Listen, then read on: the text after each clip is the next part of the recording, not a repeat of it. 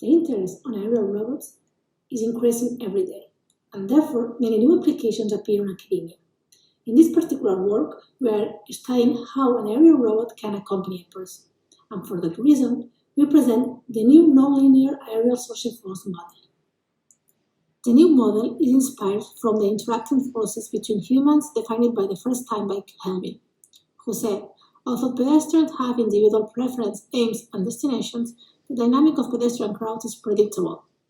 Therefore, the first step of this model consists of the definition of a set of attractive and repulsive forces which are combined linearly, and it allows an autonomous drone to navigate while accompanies a person. It has to be mentioned that person's destination is also predicted by the robot. Then, the second step of the current framework pretends to convert the aerial social force model to a nonlinear model.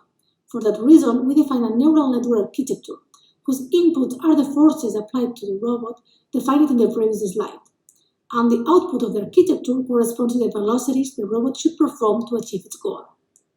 The used database has been created from recorded trajectories where an expert controlled a drone while a person has been accompanied under simulations.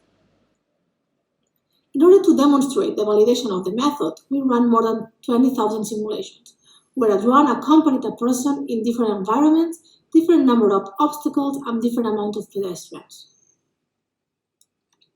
Finally, for the real experiments, we have used the quadcopter built by Parrot, on which we test the policy learned by the neural network.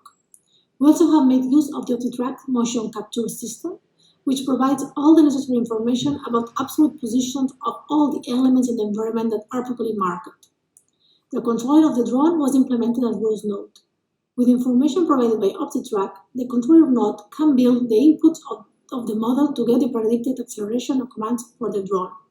During the experiments, we observed that the drone is able to approach the participants, and it reaches a certain distance to the human and maintains the position in the air. If the human starts moving, the drone is able to follow the person while keeping a safe distance. As a result, an autonomous aerial robot is capable to accompany a person in a social manner. Thank you very much for your attention.